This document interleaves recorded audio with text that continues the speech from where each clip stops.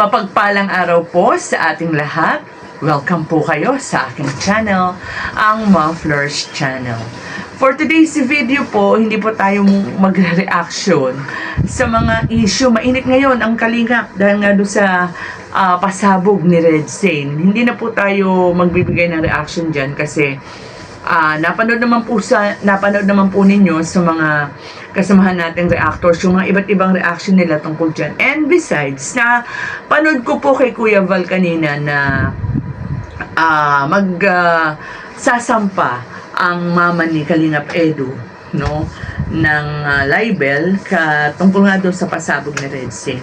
So, ang akin pong bibigyan ng reaction dito ay syempre yung ating isa sa mga paboritong bigyan ng reaction, walang iba kung hindi si Dara Bells po. Kasi kanina po ginanap yung fashion show ng Velvet Box. Alam naman natin na isa sa mga ambassadress ng Velvet Box ay si Dara. So, syempre, nabangan ko and wala naman si Dara. Wala tayong nakitang Dara doon, no? And bukod kay Dara, wala rin si Carla. Hindi rin natin nakita syempre, ina-expect ko na wala doon si Fiancé dahil nga sa mainit nga na usapin tungkol sa EDSI, di ba? So, si Carla wala and si Dara, si Roseanne, no? So, yan ang mga wala. So, si Dara, inalam natin sa mga nakapaligid kay Dara, sa mga malalapit kay Dara. And nasabi na kaya hindi nakarating si Dara kanina dahil nagpapagamot kasi siya, nagpapaderma si Dara. And kung napansin niyo dun sa Kalingap Tahanan nung blinag si Dara, kapansin-pansin yung parang allergy na, no? Yung parang yung pimples ni Dara parang na-allergy na. So, nagpa-derma yung bata and ang advice ng doktor is huwag munang mag-makeup. Siyempre, fashion show yun, imposible namang hindi magme-makeup yung bata, haharap sa maraming sa maraming tao. And bukod doon, medyo sagara na rin yung pagpa-practice ni Dara doon sa graduation. Ako, 'di ba? Alam naman natin sa init ng panahon ngayon, kahit na hindi ka magalaw, parang pagod na pagod ka, no? Natin 'yan, danas natin 'yan kapag nagpo-practice ng graduation sa school. So, ayan. And pero ang pinaka-reason talaga is yung hindi yung pagod eh. Alam naman natin si Dara sanay naman sa mga ganyan. Pagod, sakripisyo, hirap. Ang talagang main reason niya is yung pagpapagamot niya sa kanyang pimples, bawal ang makeup. Sayang, no? Parang ang ganda-ganda pa naman ng katawan ngayon ni Dara. Para sa akin yung katawan ni Dara ngayon, okay na okay. Hindi siya payat, hindi rin naman siya mataba. Ang ganda sana kung nakasama si Dara doon. Talagang parang na-imagine ko na ang pagrampa ni Dara, ang ganda. Parang nabalik, di ba before naman nung hindi pa tumataba si Dara, ang galing-galing niyang rumampa. So, sayang pagkakataon. Anyway, marami pa namang pagkakataon at muli natin, I'm sure muli nating makikita o mapapanood si Dara sa mga ganyang panoorin, no? Sa Kalingap. And medyo matagal nga tayong hindi nakapag-reaction, yung although isang buwan na yung nakakalipas dun sa tricycle na sorpresa ng mga mababait, no, na supporters, sponsors ni Dara sa kanyang papa, sa kanilang actually family, lalo-lalo na sa papa niya kasi maaaring magamit ito sa pangkabuhayan nila, dun sa, kumbaga sa negosyo o dun sa panghanap buhay ng papa nila, yung tricycle.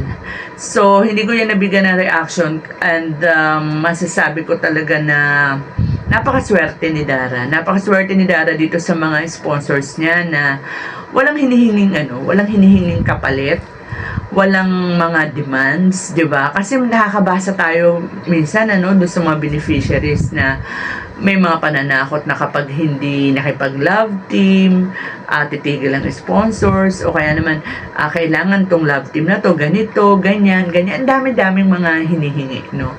At dito si Dara, simple man ang mga sponsors niya, hindi naman ganun talaga yung bonggang-bongga na talagang malulula ka sa mga ibinibigay. Masasabi naman natin na napaka-faithful, at nabanggit ko na to talaga noon na ang mga sponsors ni Dara, ano lang yan, kumbaga sa low-key.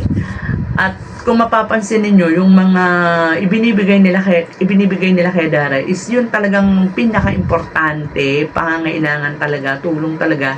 Hindi mo masasabing luho. Hindi naman po sa nagko-compare ako, no? Kasi sa nangyayaring parang kaguluhan, parang masasabi natin na tama rin yung desisyon ni Dara na hindi na muna mag-love team eh. Kasi 'di ba, oo, pag love team nandyan, talagang ang daming sponsors, talagang malulula ka sa mga bigay, lalo na kapag nagustuhan yung love team mo. Pero parang kumbaga parang nagiging ano ka na eh, parang nagiging celebrity ka na, nawawalan ka na ng privacy, tapos ang dami-daming mga, tulad na sinabi ko kanina, parang yung iba lang naman na hindi natin nilalahat ang daming demands. At least ngayon si Dara, kahit wala siyang love team, itong mga sponsors niya, hindi siya iniiwan, kasi tulad ng sinabi ko kanina, yung tulong nila hindi para ma-entertain sila. Yung iba kasi, kaya nila parang nagsishower sila ng mga iba't ibang mga tulong is parang may kapalit, parang ma-entertain sila, gusto nilang mapanood yung ganito.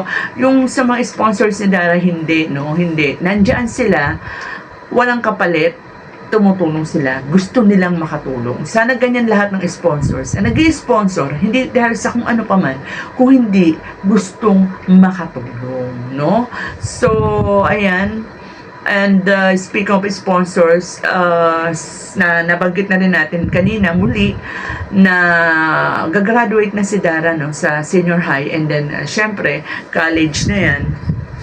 I'm sure hindi pa rin yan iiwanan ng kanyang mga napakabubuting sponsor. Yung tatlong sponsors po na tinutukoy ko, syempre, kabilang yan doon sa Dara Bells International, dati po Dara Globe sila, ginawa na nilang Dara and Bea supporters, and Dara Nationwide. And speaking of yung tatlong sponsors na yan, nililinaw lang po natin yung pangkabuhayan o yung tricycle na isinurpresa doon sa father ni Dara. Hindi po Dara Bells International lang ang nagbigay niya na, kasi po ang nabanggit po nung ni Ma'am Ann, no, yung kausap nila Kalingap Ian, Dara Bells International lang ang nasabi niya. Though nilinaw naman ni Kalingap Ian na yung tatlong grupo po ang nasa likod niya. And actually nung after that, siguro nitong 4 days ago, kung ako nagkakamali, si Indiana Bicolano o si Robby naman ang nagpunta kay Dara, may pabigay uling allowance from Dara Nationwide naman, bigas, merienda at saka yung allowance na 2,000. So kaya si Dara sobra-sobra ang pasasalamat at napakaswerte niya raw at meron siyang ganyang sponsors na hindi siya iniiwan kahit ano yung decision niya, kahit yung mga ibang mga diba, talagang inuudyo ka na siya mag-love team, para nanatili si Dara na huwag na muna. Kasi nga si Dara, kahit beneficiary siya, parang gusto niya pa rin yung may privacy, kasi nga diba na-try niya na before, na pagbigay niya na before, medyo parang nabash siya, kaya siguro mas gusto niya na yung ganitong tahimik. And kahit ako naman si Dara, kung meron akong ganitong supporters, bakit ko papipiliin magkaroon ng love team? So ayan mga kalingap, ano pa ba yung mga nakalimutan natin kay Dara? Sana yung tama yung desisyon ni Dara sa pagpili ng kurso niya, kasi hindi pa rin siya ganun kasigurado, kasi gusto niya talagang piliing mabuti. Kasi nga naman, sa pagpili ng kurso, nandyan na yan eh. Di ba, nandyan na yung tatahakin mong tatahakin mong landas kapag ikaw ay papalaot na sa pagkakaroon na ng trabaho. Di ba, nakasalalay yan doon sa kukunin mong kurso. So, ayan, good luck and congratulations na rin, Dara, kasi with honors na naman tong batang to. Congratulations. And siguro, doon sa mga nagsasabi na bakit yung graduation ni Dara ay wala man lang vlog. Hindi pa po kasi tapos yung graduation ni Dara eh, di ba? Malay natin, after graduation, baka may vlog, di ba? Sana maging successful si Dara, maging tama yung kanyang desisyon. And bago ko makalimutan, pinapasabi nga pala ni Tito Elmer mo, Dara, na congratulations. Ayan.